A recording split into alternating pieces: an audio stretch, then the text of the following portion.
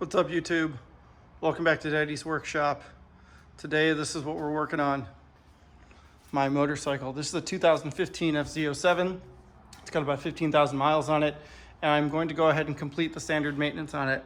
I'm good about oil change and oil change filters and, getting all that done, but I have been bad about, changing out the radiator fluid, doing the spark plugs, changing the air filter.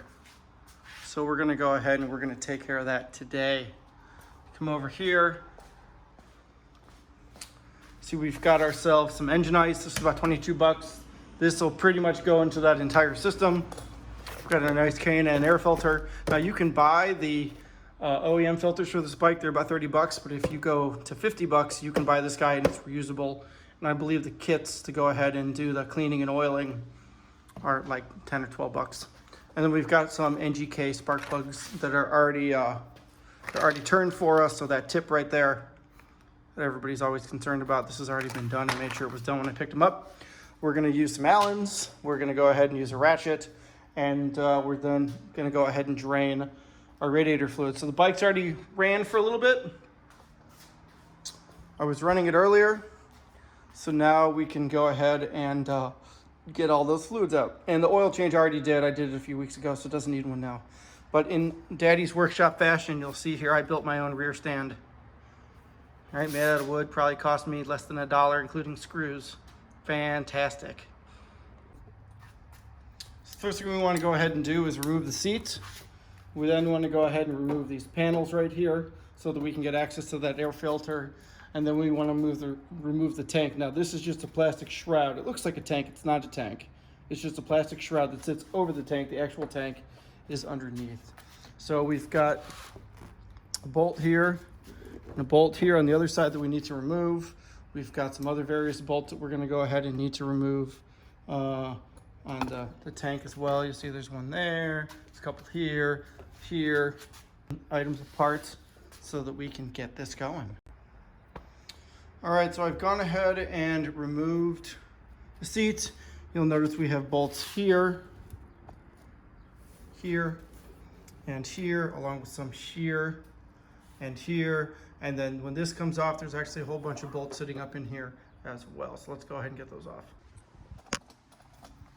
All right, so as you can see, I removed the bolts. These guys here and this one here. This one goes ahead and kind of lifts off a little bit like so. There's this little piece right there that needs to sit in here. So when you put it back on, it just goes in there, you line it up and you're good. So you lift and you pull back. And then these are the other remaining bolts that I have to go ahead and take off along with these. This one down here. That way I can start taking fairings off. And the other thing you want to notice is that there's these little plastic tabs here. There's one here, there's another one here. I won't be able to see all those until I get this off. There's also another one that's sitting right in here. It's kind of hard to see, but it sits down in there. Let's see if I can get a close. Yeah, there's a little push tab right there that you need to go ahead and pull out too. So I'm gonna start pulling all those out and then I'll show you what it looks like when I'm done. Another one to show, I just pulled out the bottom one that was down there. So these are push tabs. So what you do is you take your tool, you push it in, it makes it loose, and then you can pull it out. But when you're done, you want to then take it and push it back this way so that it's sitting out like so that you can actually put it back in to the piece, and then you push up on this little tab, and I drop it on the ground. And then she's locked back into place.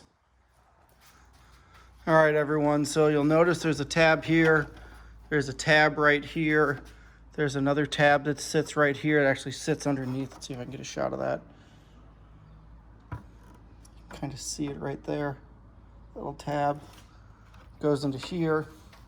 There's another one that sits down in here too, right there. Okay, there's another one that sits down in here as well. And you'll notice that when you're done, the whole thing pops out. Now, another thing to notice, you've got these little bushing pieces right here. Yeah, these guys right here. Yeah, adjust this camera for a second. Sorry. So There's the little bushing pieces here. You'll notice this one popped out. So what I need to go ahead and do, there we go, that's better. So got the bushing piece here, and the other one that was right here just went ahead and popped out. So what I'm gonna do, if you look, that bushing piece is sitting right here, so I'm gonna pull that off. And I'm gonna pop that back into there.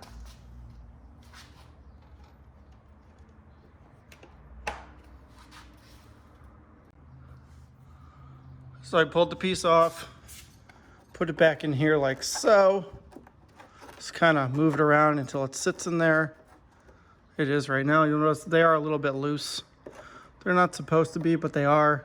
It's just how everything works. You know, this bike has never been taken apart before since it's been at the factory, so you'll notice that there's little bits of dirt anywhere. And while I have it off, I'm probably gonna go ahead and give it a good wipe down. That way it's nice and clean. Also, for this bike, there's a recall on this line. I need to go ahead and change it. Basically, if you look at it, it gets a little bit kinked here and in here as well.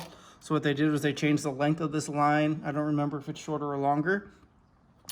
And I need to actually take it up to the motorcycle dealer and have that fixed. All right, so both tank covers are off. Both side tank covers are off. This is the next piece that's got to come off. It's got little clips that sit in here. So what you do is you lift from the bottom like so, and then you pull it out. That way it comes out of those clips. I'm just gonna pop it ever so gingerly right there. And again, you'll notice this is a little bit dirty. I don't actually like that, but next we need to go ahead and pull this off, and this one's easy. It's just 2 bolts. And then there's another bolt here, and another bolt here, and then this entire piece comes off, and then we can go ahead and take out these bolts here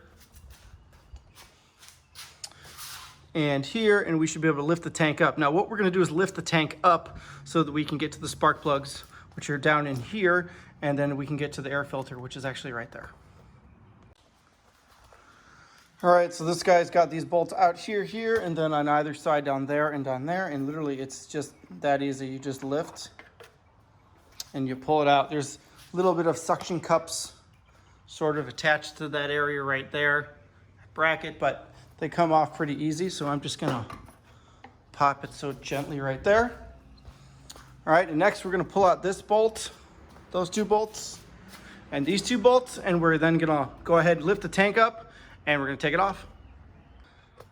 All right, so I got those bolts out on both sides, and I just realized that I missed a bolt. So this guy right here allows the tank to go ahead and pivot up. So we're gonna go ahead and loosen that sucker, and we're then going to go ahead and lift it up. All right, everyone, I am a giant fan of wood. If you haven't figured out by my first few videos now. So we've got 4 bolts we've got to pull out here. 1, 2, 3, and 4. That's where our air box sits. We've got our air filter in there. If we look under here, we've got 2 pieces we got to remove. We've got this guy, this is part of your petcock, and it's just gonna slide off gingerly, and then we have a clip over here.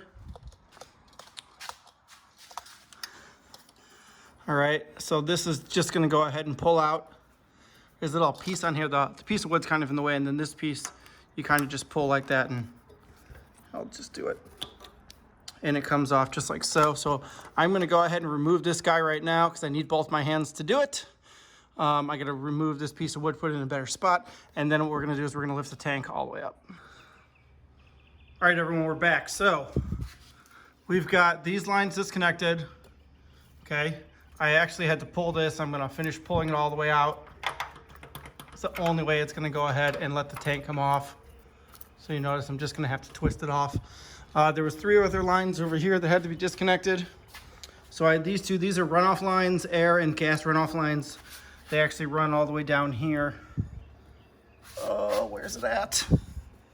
I know that, oh, I think that they might be on the other side. Yeah, they're right there. These are air and runoff lines in case you overfill the tank or it gets too hot or et cetera, et cetera. There's also this plug right here that it connects into this guy right there. So that's laying down there. And that's pretty much about it. There doesn't seem to be anything else connected except for, again, that bolt. So I'm gonna pull that off right now. Here we go, just like so. Put this in our cup. Just getting quite large. And now we're gonna go ahead and pull the tank off. Hey, what's up again? So I just got back. If you guys remember, so I was gonna pull out the plugs, and I did. So here's one plug I pulled out, and I was doing a little bit of research, and everything I said all pretty much told me to do the same thing. They all basically said, pull out any wires that are in your way, including this big guy right here. And that way you can reach everything, because if you look down here in this one, it's almost impossible to get to that jump lead, which is right down buried in there, right there. So I'm gonna go ahead and start pulling apart all these wires, pulling apart all the clips, and then we'll come back in and I'll start walking you through the next part of pulling out the spark plugs. All right, ladies and gentlemen, we got our first one in. Down in there. There's the lead. Got it all in. See, I had to unclip a couple things from these spots right there. Better shots of this guy and this guy right here. So those went over pretty well. I had to unplug a couple other wires. I had to unplug the ECU, a couple other things, but we're rocking and rolling here. So now what I've been able to do is if I pull all this back, you can see I pulled the lead, it's right there. And the hole is right there with the spark plug in it, so I'm gonna pull that out right now. All right, everyone, so when you put the spark plug in, you'll notice I have it attached to this, and it's sitting all the way down in there. You wanna take this, when you first put it in, you wanna spin it the other direction. And what it does is it allows the threads to sit in there. And then you slowly start to turn, you know, lefty loosey, righty tighty.